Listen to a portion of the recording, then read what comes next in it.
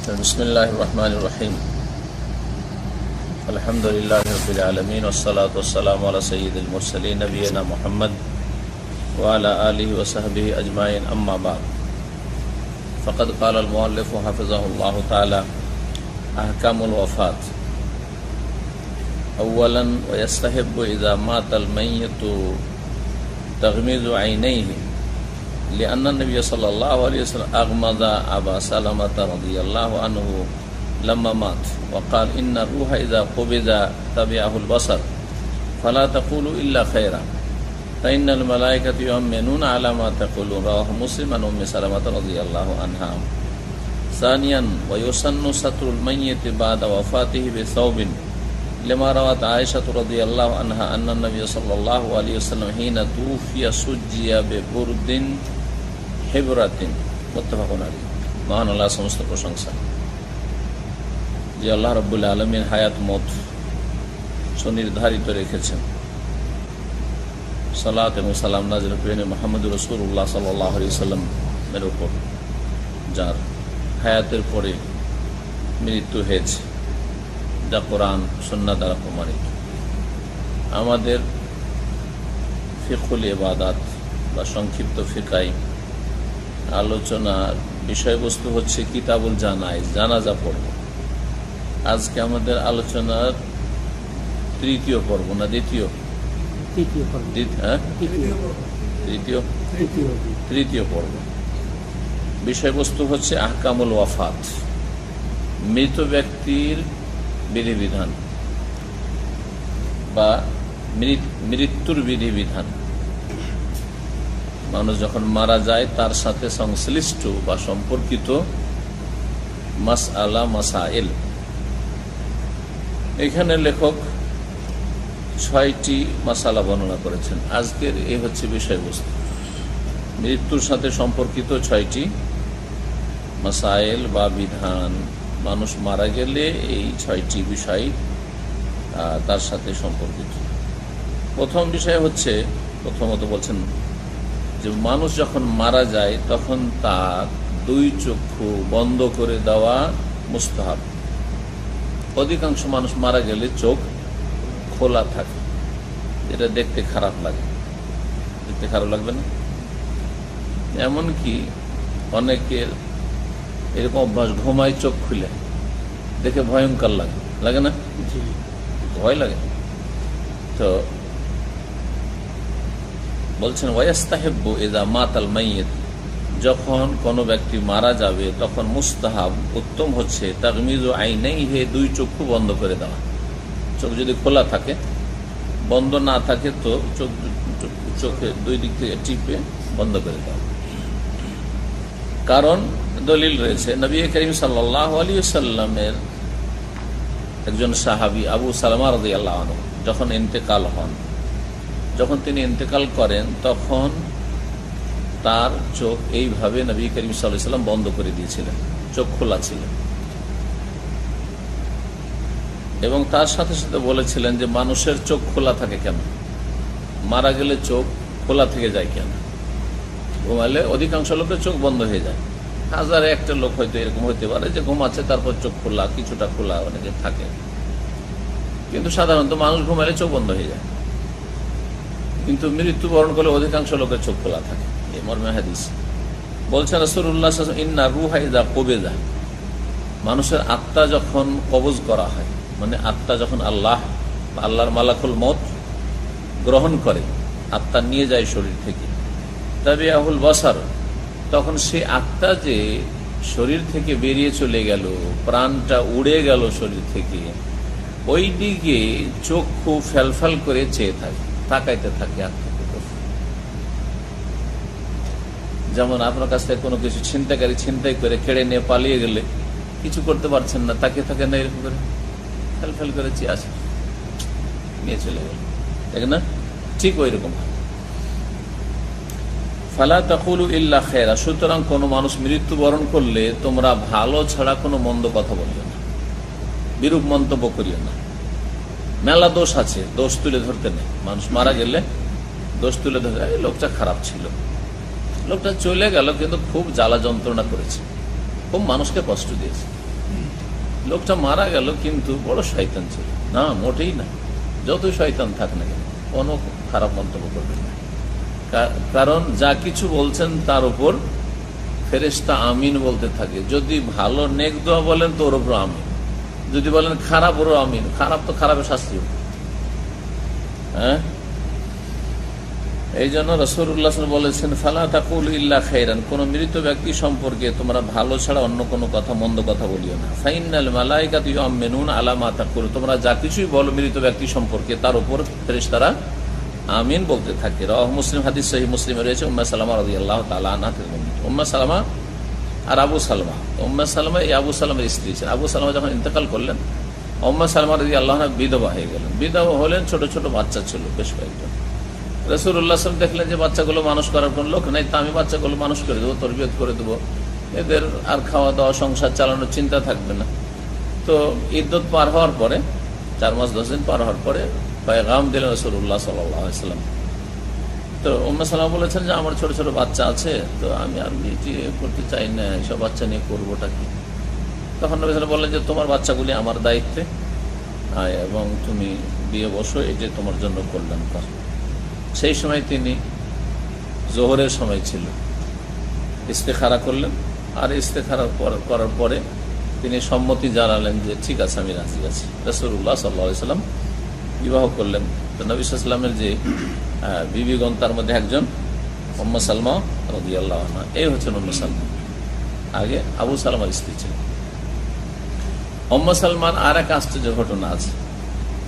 খুব ভালোবাসতেন স্বামীকে, আর স্বামী খুব ভালো মানুষ, খুবই ভালো মানুষ। তো যখন বলছেন যে আমার স্বামী যখন আবু সালমা মারা গেল, তখন রাসূলুল্লাহ সাল্লাল্লাহু আলাইহি ওয়াসাল্লাম বললেন যে তুমি একটা দোয়া করো। স্বামী মারা গেলে, হ্যাঁ, বা স্ত্রী মারা গেলে এই দোয়া করতে হয়, বা এমনকি ছেলে মারা গেছে দোয়া করে, আপনজন যদি মারা যায় এই দোয়াটি করেন, ইন্না লিল্লাহি ওয়া ইন্না ইলাইহি রাজিউন। এটা তো বলবেন, তার সাথে বলবেন আল্লাহুম্মা আজুরনি ফি মুসিবাতি ওয়াখলুফলি খায়রাম মিনহা, হে আল্লাহ আমার মুসিবতে আমাকে নেকি দাও, উত্তম বদলা দাও। ওয়াখলুফলি খায়রাম মিনহা, আর এর উত্তম বিকল্প দাও, মানে যেটা চলে গেল এর চাইতে ভালো দাও। উত্তম বিকল্প মানে কি? এর চাইতে ভালো দাও। তো ছেলে মারা গেছে ধরেন কারণ, যখন দোয়া করলেন মানে যে ছেলে গেল এর চাইতে ভালো ছেলে দাও, মেয়ে গেল, যে মেয়ে গেল এর চাইতে ভালো মেয়ে দাও, যে স্ত্রী গেল ওর চাইতে ভালো স্ত্রী দাও, যে স্বামী গেল তার চাইতে ভালো দাও, ঠিক না? এ হলো এই দোয়ার অর্থ। দোয়া মুখস্থ আছে, এই দোয়াগুলো মুখস্থ রাখতে হবে। তো উম্মে সালামা বলছেন যে এই দোয়া যখন নবী সাল্লাল্লাহু আলাইহি ওয়াসাল্লাম শেখেন, মাতৃভাষা তো, আমাদের দেশের মতো মন্ত্র পড়া তার দোয়া করছেন না, উনি তো দোয়ার অর্থ বুঝছেন। বলছেন যখন আমি মনে মনে বললাম যে রাসূলুল্লাহ সাল্লাল্লাহু আলাইহি ওয়াসাল্লাম বলছেন এই দোয়া আমাকে বলতে, আর আমি ভাবছি যে আবু সালমার চাইতে ভালো আর কি হইতে পারে দুনিয়া? আবু সালমার চাইতে ভালো কোন সাহাবী আছে? এটা হইতে পারে না, এত ভালো মানুষ তার সামনে। তাহলে নবী সাল্লাল্লাহু আলাইহি ওয়াসাল্লাম যে বলছেন যে ওয়াখলুফলি খায়রাম মিনহা, এর চাইতে ভালো দাও, উত্তম বিকল্প দাও, তো এই স্বামীর পরে আর এর চাইতে ভালো স্বামী আমার কোত্থেকে হইতে পারে? আমি কল্পনা করতে পারিনি যে রাসূলুল্লাহ সাল্লাল্লাহু আলাইহি ওয়াসাল্লাম আমার মতো মহিলাকে বিয়ে করবেন, আর তিনি আমার স্বামী হবেন। চিন্তা করেছেন কিভাবে দোয়া কবুল হলো, চিন্তা করেন।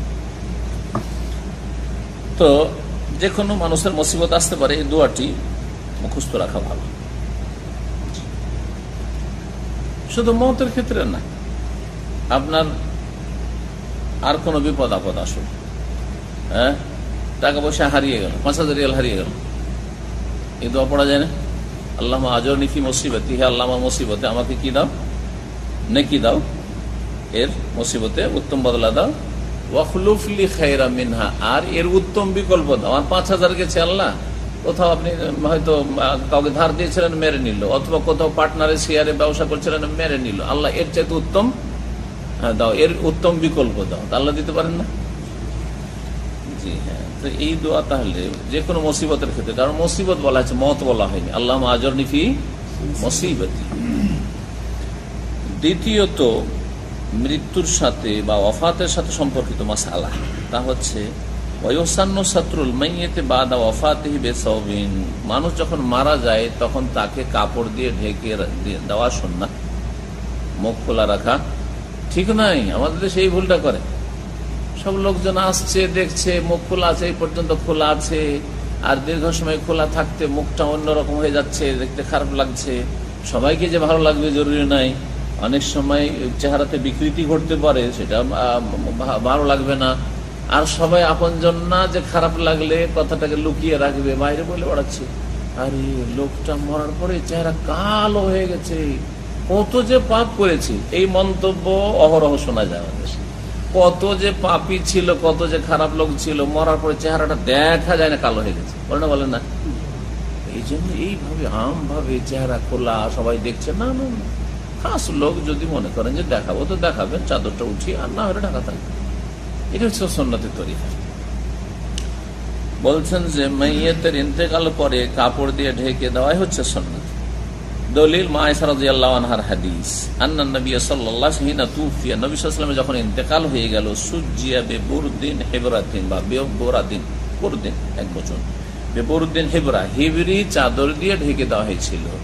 হিবরি চাদর ইয়ামানে তৈরি হইত, একটি গ্রামের নাম হইতো, যেমন আমাদের টাঙ্গাইলের কি লুঙ্গি না গামছা, শাড়ি, আর পাবনার লুঙ্গি, এই আছে না, যেখানে তৈরি হয় ওখানকার নামে প্রসিদ্ধ হয়, ঠিক ওই রকমই তখনও হইত। হিবরি চাদর দিয়ে ঢেকে দেওয়া হয়েছিল রাসূলুল্লাহ সাল্লাল্লাহু আলাইহি ওয়াসাল্লাম। আবু বকর সিদ্দিক রাদিয়াল্লাহু তাআলা আসলেন, দূরে বাড়ি ছিল, আসার পরে ঢুকলেন মেয়েরই ঘর, আয়েশা রাদিয়াল্লাহু তাআলার ঘর, আর ঢুকার পরে মুখমণ্ডল থেকে চাদরটা উঠিয়ে কপালে চুমা দিলেন। তাহলে বোঝা গেল যে প্রথম থেকেই ইন্তেকালের সাথে সাথে চেহারা কি ছিল, ঢাকা ছিল। মুত্তাফাক বুখারী মুসলিমের হাদিস। 3 নম্বর বিষয় হচ্ছে ইউসরাউ ফি তাজহিজিহি ইযা তাহাক্কাকা মাউতুহু, মানুষের মৃত্যু যখন নিশ্চিত হয়ে যাবে তখন তাড়াতাড়ি করা উচিত তার কাফন দাফন প্রস্তুত করাই, লেট করবেন না। মারা গেছে, নিশ্চিত মারা গেছে, এখন তাড়াতাড়ি কাফন দাফনের জানাজার ব্যবস্থা করেন না, 1 দিন 2 দিন চলে যাচ্ছে, না না না না, মোটেই রাখবেন না। কাছাকাছি হয়তো আছে, 2-4 ঘন্টার মধ্যে চলে আসবে, 5-7 ঘন্টার মধ্যে, যদি এইরকম হয়, আর আপনজন ছেলেরা আছে, মেয়েরা আছে, ঠিক আছে, আপন ভাই আছে বা বাপ আছে, তাদের জন্য। আর এইভাবে লেট করা ঠিক নয়, যদি আইনত কোনো সমস্যা না থাকে। বিদেশে যাদের মত হয় তাদের একটা আইনত সমস্যা আছে, দেশ থেকে যতক্ষণ পারমিশন না আসছে যে আপনারা দেশের লাশ চান, মৃতদেহ চান না এখানে দাফন করতে চান, এই জন্য সমস্যাগুলো এই প্রবাসে হয়। আর না হলে যদি কোনো বাধা না থাকে তাহলে লেট করা ঠিক নয়।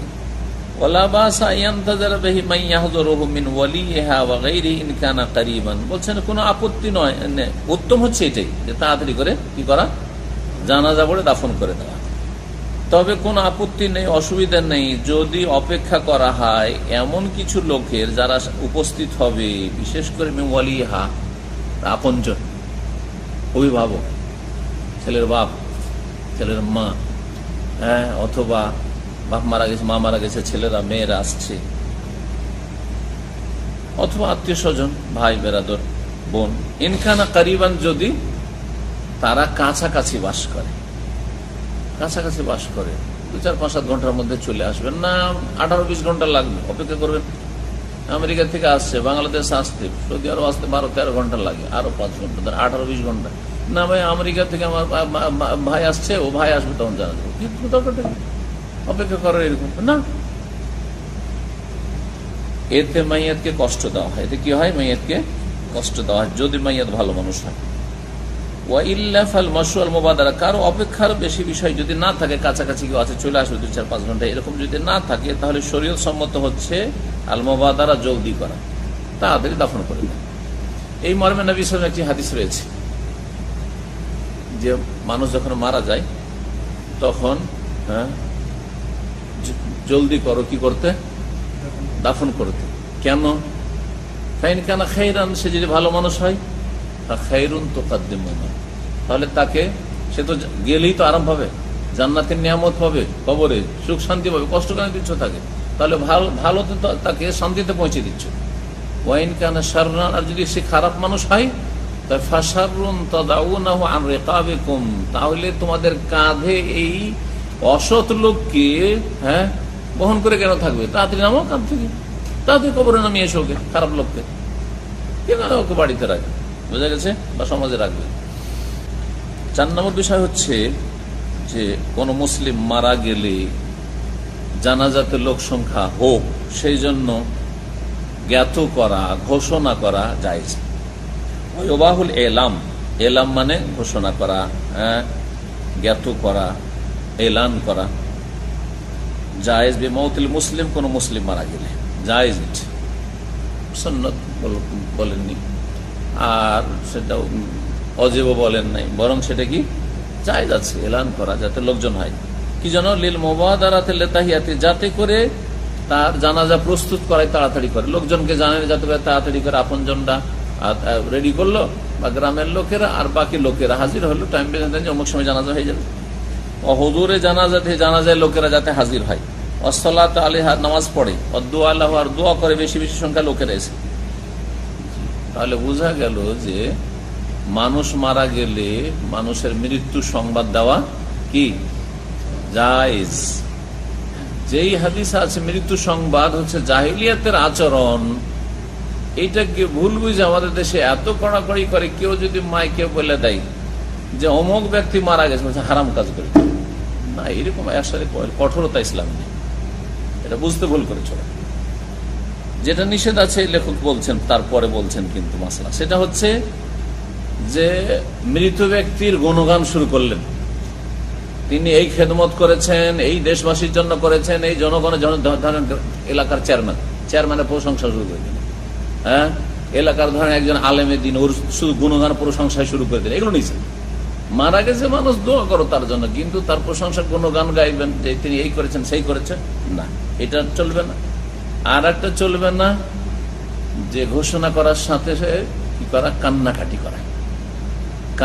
করা, শোক প্রকাশ করা, আমরা তার মৃত্যুতে মর্মাহত ইত্যাদিতে এইসব ঘোষণা করা, হ্যাঁ আমরা তার আপনজনদের সাথে সমবেদনা জ্ঞাপন করছি ইত্যাদি, এইসব না, এইসব জায়েজ না।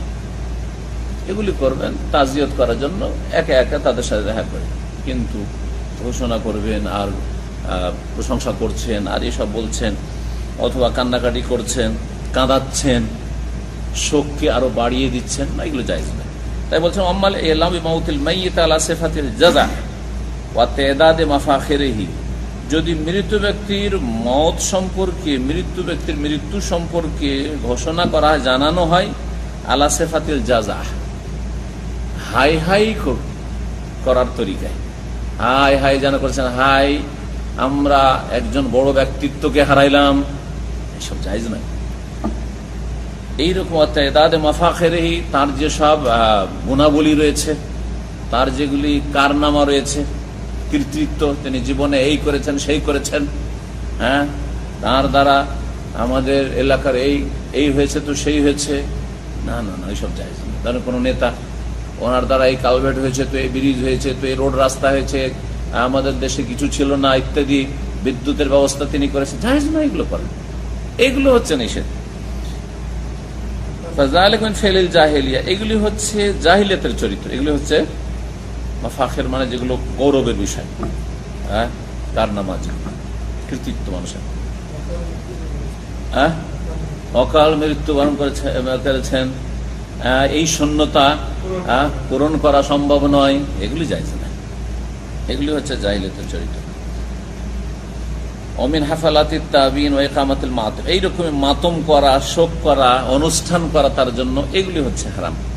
ওয়া তাহাদ্দুস আনিল মাইয়িত ফি আসনাইল মুসিবাতি ফিল খুতাব ওয়াল মুহাদারাত, এইরকমই খুতবা দেওয়া বা লেকচার দেওয়া, বক্তব্য করা, মৃত ব্যক্তির আলোচনা, জীবনী নিয়ে তার জীবনী চর্চা শুরু করেছেন, এগুলো জায়েজ না। লেকাউনিহা তসিরুল আহজান, কেন জীবনী চর্চা করা ঠিক নয়? মৃত ব্যক্তির এখন জানাজা হয়নি, বা ওই জানাজার ময়দানে গিয়ে তার জীবনী আলোচনা করছে, হ্যাঁ তার কারনামা আলোচনা করছে, কি করলেন জীবনে তিনি, এগুলো করলে কি হবে? তসিরুল আহজান, মানুষের শোক বৃদ্ধি পাবে, হ্যাঁ শোককে আরো কি করবে? বাড়িয়ে দিবে, মানুষ আরো কাঁদতে শুরু করে না? আমাদের দেশের লোককে কাঁদাইতে পারলে তো মনে ও সবকে কাঁদিয়ে ছাড়লো, এমন বক্তব্য উনি করলেন, হ্যাঁ সমস্ত মানুষকে কাঁদিয়ে ছাড়লেন।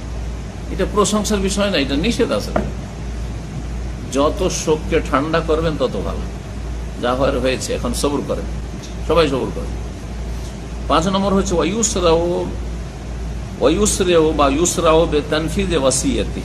মৃত ব্যক্তি যদি কোনো ওসিয়ত করে গিয়ে থাকে তো তাড়াতাড়ি বাস্তবায়ন করতে হবে।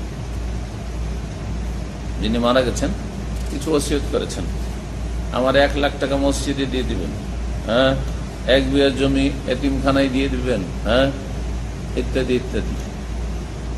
তো এসব এই ধরনের, বা অমুক ব্যক্তিকে আমি কিছু দিতে চাই, সেটা আমি ওসিয়ত করে যাচ্ছি, আমার ইন্তেকালের পরে তোমার দিয়ে দিবে, ব্যক্তি হোক অথবা কোনো প্রতিষ্ঠান হোক, এগুলো হচ্ছে ধন সম্পদ সম্পর্কে ওসিয়ত। ওসিয়ত যদি করে গিয়ে থাকেন তাহলে সেটার বাস্তবায়ন করতে হবে। লেমা ফিহি মিন তাজিল আজরি, কারণ এতে নেকির ক্ষেত্রে জলদি করলেন যে এই নেকিগুলি তাড়াতাড়ি করে তাকে পৌঁছায়। ওয়াকাদ কাদ্দামাহা আল্লাহু তাআলা ফি যিকরি আলাদ দাইন, ওসিয়তের যে কত গুরুত্ব আছে, যে আল্লাহ কোরআনে কারীমে যেখানে ধন সম্পদের ভাগ বন্টন করেছেন সেখানে ঋণের আগে ওসিয়তের কথা উল্লেখ করেছেন। মিম্বাদে ওয়াসিয়াতিন তুসুনা বিহা আও দাইন, মিম্বাদে ওয়াসিয়াতিন তুসুনা বিহা আও দাইন, তারপরে দেন। অথচ ঋণ আগে পরিশোধ করতে হবে। এর আগে বলেছি কিন্তু মৃত ব্যক্তির সাথে 4টি মাসালা সম্পর্কিত, গত সপ্তাহে না তার আগে সপ্তাহে বলেছি। ধারাবাহিক বলতে পারেন, কে বলতে পারবেন? মানুষ মারা গেলে প্রথম তার ধন সম্পদ থেকে, অন্য কে দিবে না দিবে না, গ্রামবাসী দেবে বা কে দিচ্ছে তার খরচ না, ওর টাকা পয়সা থেকে কি করতে হবে? কাফন দাফনের ব্যবস্থা। 2 নম্বর ঋণ পরিশোধ, 3 নম্বর ওসিয়তের বাস্তবায়ন, 4 নম্বর হচ্ছে বাকি। তারপরে যখন বাঁচবে ঋণ টিন পরিশোধ করে তখন বাকিটা ভাগ বন্টন করে ওয়ারিসিনরা। 2 নম্বরে তাহলে ঋণ পরিশোধ, কিন্তু কোরআনে কারীমে আগে ওসিয়ত উল্লেখ করেছেন আর তারপরে তখন দেন ঋণ, গুরুত্বটা দেখানোর জন্য। এটা সিরিয়ালের জন্য বলা হয়নি, কারণ ঋণ পরিশোধ অনেকে করে দেবে, যে বাবার উপর ঋণ আছে, কেন ঋণের বোঝা থাকে, সেজন্য কি করব, ঋণটা পরিশোধ করি। কিন্তু ওসিয়তটা ভারী লাগে, ও আমার আব্বা বলেছে 1 বিঘা জমি দিতে হয় মাদ্রাসায়, অনেক কষ্ট। হ্যাঁ, মসজিদে 1 লাখ টাকা দিতে বলেছে, অনেক কষ্ট। যদি কোনো ব্যক্তিকে বলে গ্রামের অমুক বিধবাকে বা অমুক ইয়েতিম ছেলেকে বা অমুক আলেমকে 5 লাখ টাকা দিয়ে দিবে, আরে বাপ, এত টাকা দেওয়া যায়, ঠিক না? ওইটা ভাগ করলে আমরা মেলা টাকা পাবো, এই যে বাধা হইতে পারে। সেই জন্য আল্লাহ গুরুত্ব সহকারে আগে ওসিয়ত উল্লেখ করেছেন, আর কয়েকবার করে ওই যেখানে করে ভাগ বন্টন 3 বার করে কথাটি এসছে। কোন জায়গায় মিম্বা দেওয়া তুসুনা বিহা, ইউসিনা বিহা, ইউসা বিহা, ইউসি বিহা, 4 বার এসছে। ইউসি বিহা দেয় আগে ওসিয়ত, তারপরে দেয়। অথচ তরতিবের ক্ষেত্রে আগে ঋণ পরিশোধ করতে হবে, দাইন মানে হচ্ছে ঋণ, লোন, আর তারপরে ওসিয়ত। এই জন্য আল্লাহ রাব্বুল আলামিন কি করেছেন, উল্লেখ করেছেন ঋণের পূর্বে আলাদ-দাইন। ওয়াকাদ কাদ্দামাহা আল্লাহ, ওসিয়তকে আল্লাহ আগে বর্ণনা করেছেন ফি যিকরি, কোরআনে আলোচনায় আলাদ-দাইন, ঋণের উপর। কি জন্য? ইহতিমামান বিশানিহা, তার গুরুত্ব দেওয়ার জন্য, ওসিয়তের গুরুত্ব দেওয়ার জন্য। ওয়া হাসান আলা ইখরাজিহা, আর যাতে করে ওসিয়তটা দিয়ে দেওয়া হয়, বের করে দেওয়া হয়, এর জন্য উৎসাহিত করার জন্য, যাতে করে পরিবারের সদস্যরা পিছপা না হয়। ও আমার আব্বা তো অনেক দিতে চেয়েছে, এতটা দেবো না, 1 লাখ বলেছে, যাক 25,000, 1 বিঘা বলেছে, যাক আমি 5 কাঠা দিই, এটা যেন না করে। 6 নম্বর মাসআলা, সেটা হচ্ছে ওয়াজিবুল ইসরাউ বিকাদাই দুয়ুনিহি, মৃত ব্যক্তির ওপর যদি ঋণ থাকে তাহলে ঋণ তাড়াতাড়ি পরিশোধ করে দিতে হবে, এটা ফরজ। কারণ যতক্ষণ ঋণ পরিশোধ না করেছেন ওই মৃত ব্যক্তি আযাবের শাস্তিতে ফেঁসে আছে। এই ঋণ 2 রকম হইতে পারে, আল্লাহর ঋণ হইতে পারে, মানুষের ঋণ হইতে পারে। আল্লাহর ঋণ হইতে পারে আর মানুষের ঋণ হইতে পারে। আল্লাহর ঋণ কেমন হবে? আল্লাহকে দিতে চেয়েছে, আল্লাহকে দিতে চেয়েছে, বা আল্লাহর পাওনা আছে তার কাছে, যাকাত তার ফরজে আছে, বছর পুরা হয়ে গেছে, 1 বছরে 12 মাসে দিতে হবে, 13 মাস হয়ে গেছে, ঋণ নেই। জি, আর মানুষের হক হইতে পারে।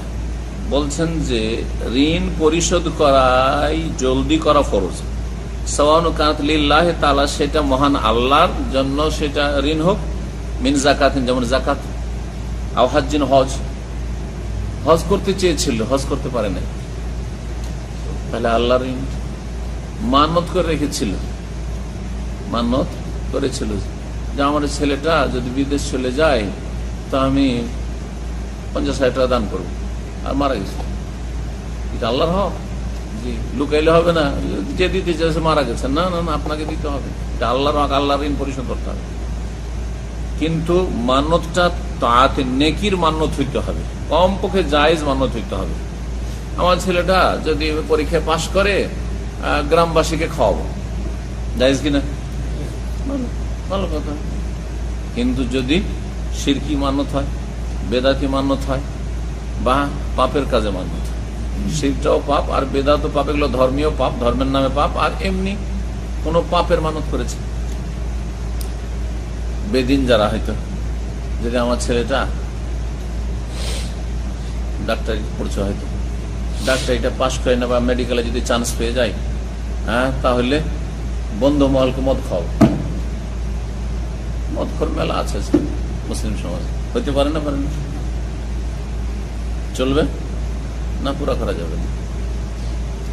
যদি আমার ছেলেটা পাশ করে তো একটা মিলাদ পড়াবো, বুঝলাম?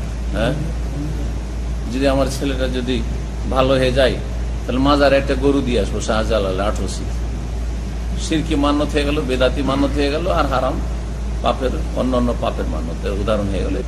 চাকরি ধরেন, আমার যদি চাকরি হয়ে যায়, দাড়িটা মুন্ডন করে দাড়ি রেখেছি, চলবে না? চলবে না, হারাম, হারাম মান্য।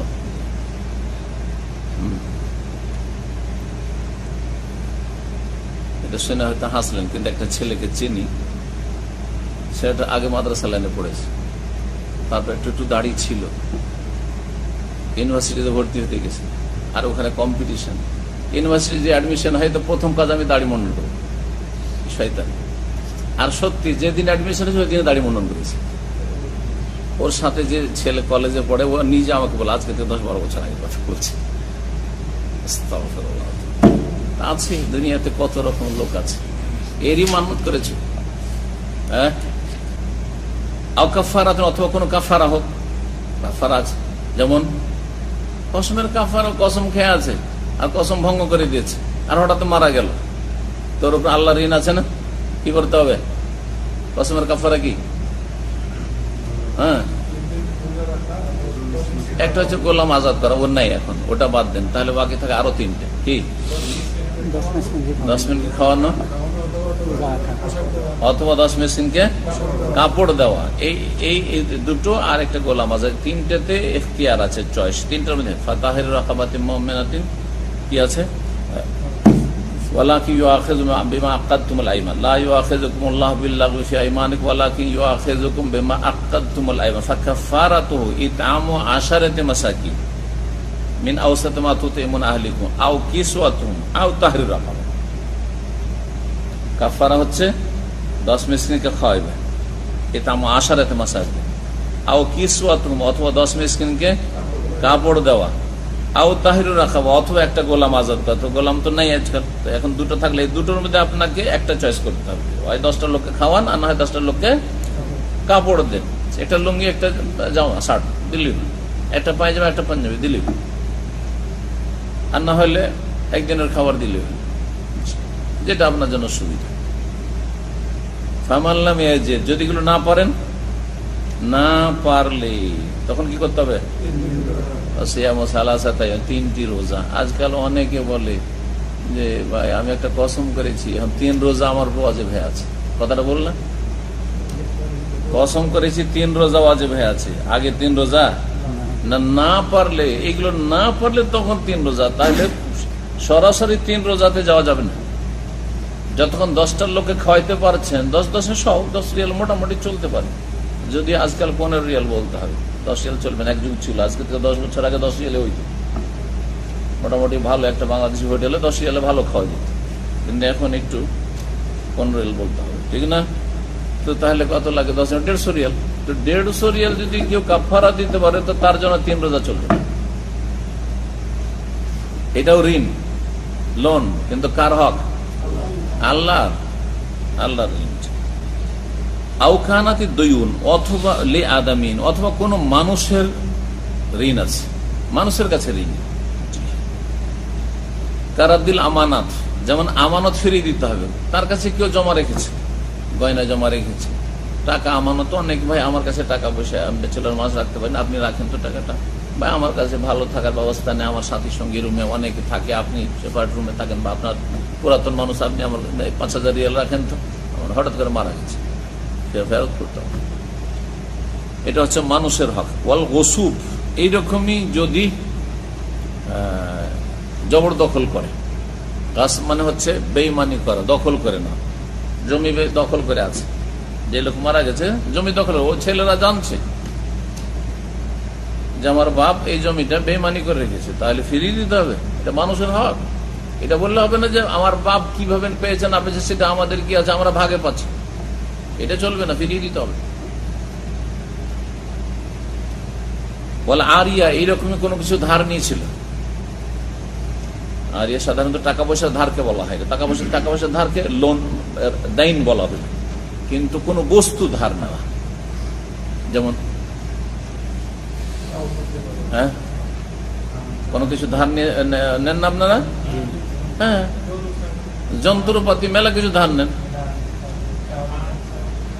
কোন জায়গায় বেড়াইতে যাচ্ছেন, আর আপনার কাছে একটা ঘড়ি নেই, একটা ভালো ঘড়ি ধরেন আপনার বন্ধুর কাছে যায়, ভাই ধর তো তোমার ঘড়িটা ধর তো, একটু যাইতো, আমি একটু ঘুরে আসি, কুটুম বাড়ি যাচ্ছে। আগের যুগের খুব করতে গেলে আরে শার্ট গুলো জামা গুলো তাও ধার নিতে খেলে আমরা দেখি ছোটকালে। গরিব মানুষের কোথায় বাড়িতে জামা, এগুলো আমরা ছোটকালে দেখেছি। তো এই যারা একেবারে গরিব মানুষ বা অনেক গৃহস্থ লোক কিন্তু বকিল, ও ধান বিক্রি করে আর গম বিক্রি করে শার্ট জামা কিনবে, ওগুলো করবে না। ও কখন দরকার পড়ে এমনি খালি গায়ে চলছে, বা ভালো জামা হয়তো নাই, আর যাবে বিয়েতে বরযাত্রী যাবে, তখন কি করে, দেখে যে একটু সমাজে একটু শিক্ষিত যারা একটু চাকরি বাকরি, ওদের বাড়ি জামা কাপড়গুলো একটু পরিষ্কার ভালো থাকে, তো জামাটা ধার নিল করতো। এগুলো আমরা ছোটকাল খুব দেখেছি। এখনো ধার নেওয়া আছে, কিন্তু অন্য ধরনের আছে, অনেক কিছু ধার নেওয়া হচ্ছে। হ্যাঁ